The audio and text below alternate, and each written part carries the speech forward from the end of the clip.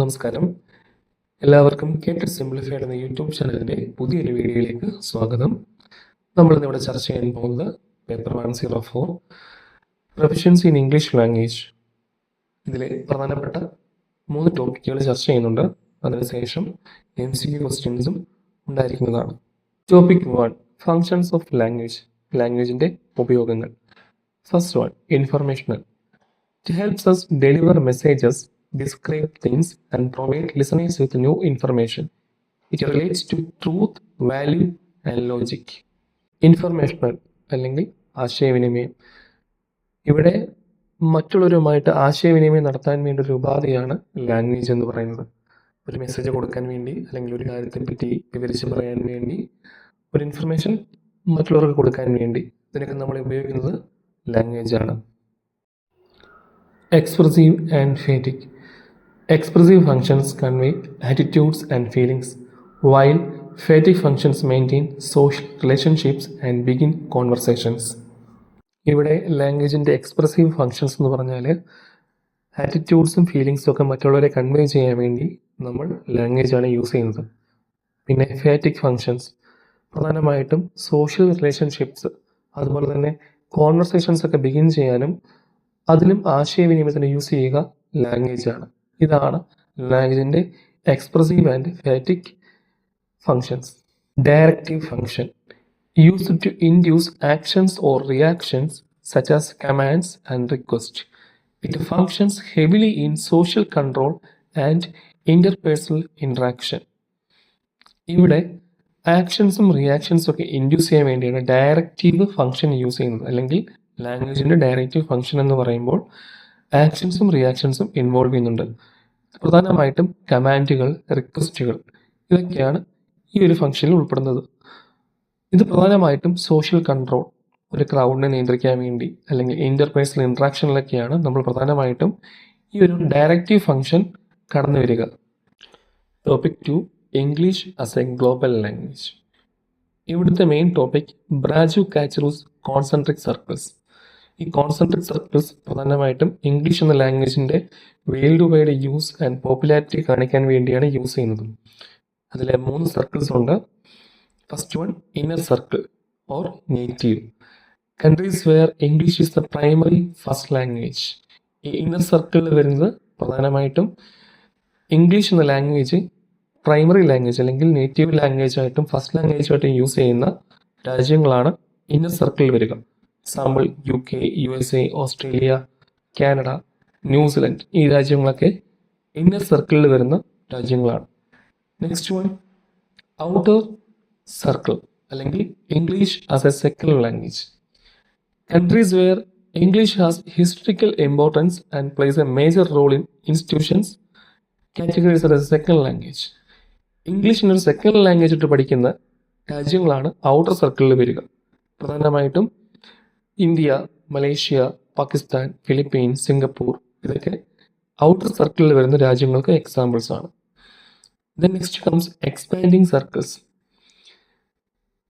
Nations recognising the importance of English as an international language, teaching it as A foreign language അല്ലെങ്കിൽ EFL, English as A foreign language.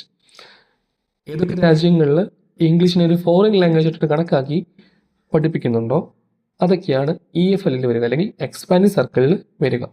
Brazil, China, Japan, Egypt, Nepal, Russia, Thailand ഇതൊക്കെ ഈ expanding സർക്കിളിൽ വരുന്ന രാജ്യങ്ങളാണ്. Topic 3 factors affecting language learning. Language ലേണിങ്ങിനെ സ്വാധീനിക്കുന്ന ഘടകങ്ങൾ. First one motivation and support. Learning speeds up when children see direct application to their lives.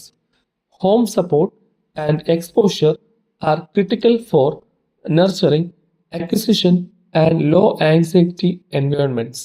Motivation and support. ഇവിടെ പറയുന്ന കാര്യം ഇത്രയാണ്. കുട്ടികളുടെ ഭാഷാർജ്ജനം അല്ലെങ്കിൽ ലാംഗ്വേജ് അക്വിസിഷൻ്റെ സ്പീഡ് കൂടുക, കൂടുതൽ എക്സ്പോഷർ അല്ലെങ്കിൽ ഏത് ലാംഗ്വേജാണ് പഠിക്കുന്നത് അതിലേക്ക് കൂടുതൽ എക്സ്പോഷർ ഉണ്ടാകുമ്പോഴും അതുപോലെ തന്നെ ഹോം സപ്പോർട്ട്, പേരൻസും അതിലേക്ക് അവനെ കൂടുതൽ പുഷ് ചെയ്യുമ്പോഴും മാത്രമാണ് ലാംഗ്വേജ് അല്ലെങ്കിൽ ഭാഷാ പഠനം കൂടുതൽ നന്നായിട്ട് നടക്കുക. Comprehensible input. Stephen Krashen notes that input must reach students at their current level and challenge them just one level beyond to maintain active engagement. Comprehensible input. ഇവിടെ സ്റ്റീഫൻ ക്രാഷൻ പറയുന്നൊരു കാര്യമുണ്ട്. ലാംഗ്വേജ് അക്വിസിഷൻ നടക്കുമ്പോൾ നൽകുന്ന ഇൻപുട്ടുകൾ കുട്ടികൾക്ക് പറ്റിയതായിരിക്കണം. മാത്രമല്ല next ലെവലിലേക്ക് അവരെ പുഷ് ചെയ്യുന്ന രീതിയിൽ ചലഞ്ചിങ്ങുമായിരിക്കണം.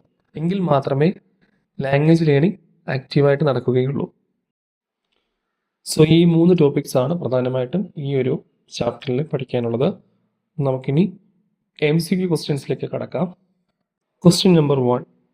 Who stated that children are born with knowledge of the grammatical structure of all languages? Option A. Stephen Krashen. Option B. Noam Chomsky. Option C. Sapir. Option D. Braj Kachru. Right answer is option B. Noam Chomsky. Question number 2. What is the scientific study of language called? Option A. Linguistics. Option B. Phonology. Option C. Semantics. Option D. Syntax. The right answer is option A. Linguistics. Question number 3. Which function of language helps us maintain social relationships and begin a conversation? Option A. Aesthetic function. Option B. Informational function. Option C. Fatigue function. Option D. Directive function. The right answer is option C. Fatigue function. For example, how are you is a question that could start a conversation. So it's a fatigue function. Question number 4. In Braj Kachru's concentric circles, which circle considers English as a second language? Option A. Inner circle. Option B. Outer circle. Option C. Expanding circle. Option D. Core circle. The right answer is option B. Outer circle. Question number 5. According to Stephen Krashen, the input received by a student must be option A. Highly complex. Option B. Rote memorized. Option C. Completely fluent. Option D. Comprehensible. Right answer is option D. Comprehensible. Question number 6. What type of reading involves going through a text quickly to get an overall idea? Option A. Intensive reading. Option B. Scanning. Option C. Skimming. Option D. Extensive reading. Right answer is option C. Skimming. Question number 7. What type of reading involves running your eyes over a text to find a particular piece of information? Option A. Scanning. Option B. Skimming. Option C. Critical reading. Option D. Aloud reading. The right answer is option A. Scanning. Question number 8. What is the study of meaning and its manifestation in language called? Option A. Phonology. Option B. Syntax. Option C. Lexicology. Option D. Semantics. The right answer is option D. Semantics. Question number 9. Words that are identical or similar in meaning are called? Option A. Antonyms. Option B. Homophones. Option C. Synonyms. Option D. Homonyms. Answer is option C. Synonyms. Question number 10. Distinct words that happen to have the same form like bank in bracket money and bank in bracket river are called? Option A. Homographs. Option B. Homonyms. Option C. Homophones. Option D. Synonyms. Answer is option B. Homonyms. Question number 11. How many sounds are there in the received pronunciation of England? Option A. 26 sounds. Option B. 44 sounds. Option C. 12 sounds. Option D. 24 sounds. The right answer is option B. 44 sounds. Question number 12. A sound formed by the combination of two vowels in a single syllable is called a dash. Option A consonant. Option B, diphthong. Option C, phoneme. Option D, syllable. The right answer is option B, diphthong. Question number 13. The sentence "Sun rises in the east" is an example of what type of sentence? Option A, declarative. Option B, interrogative. Option C, imperative. Option D, exclamatory. The right answer is option A, declarative sentence. Question number 14. What do we call words like a, an, and, the? Option A, adjectives. Option B, prepositions. Option C, articles. Option D, conjunctions. The right answer is option C, articles. Which of the four language skills is typically considered the most basic to language learning? Option A, speaking. Option B, writing. Option C, reading. Option D, listening. The right answer is option B, listening.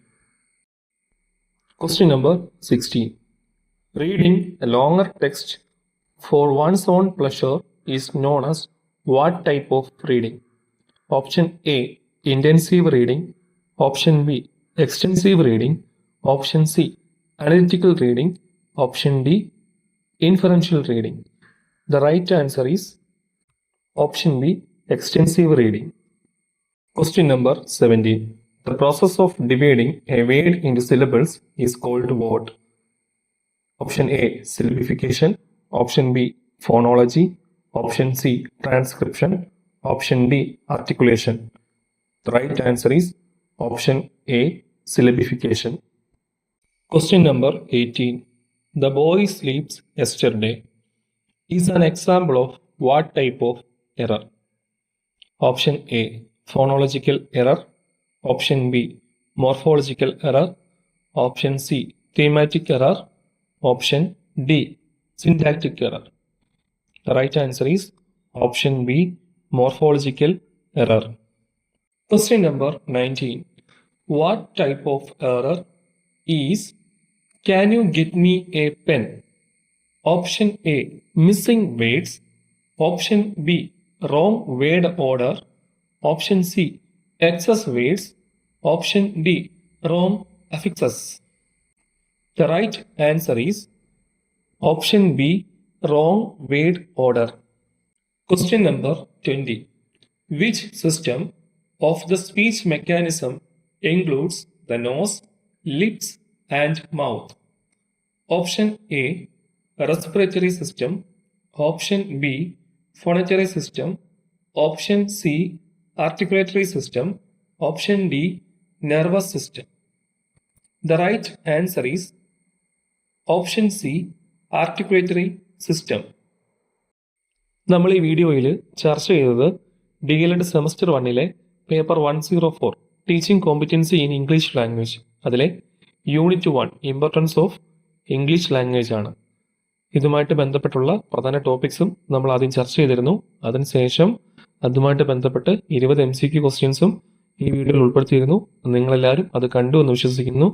ഇതുമായിട്ട് ബന്ധപ്പെട്ട് എന്തെങ്കിലും doubts ഉണ്ടെങ്കിൽ നിങ്ങൾക്കത് comment ബോക്സിൽ എഴുതി ചോദിക്കാവുന്നതുമാണ്. മാത്രമല്ല KTETന്റെ ഇംഗ്ലീഷുമായിട്ട് ബന്ധപ്പെട്ടുള്ള previous year ക്വസ്റ്റ്യൻസിൻ്റെ വീഡിയോസും ഗ്രൂപ്പിൽ അപ്ലോഡ് ചെയ്യുന്നതായിരിക്കും. സോ മറ്റൊരു വീഡിയോയിൽ കാണുന്നത് വരെ thank you and have A nice day.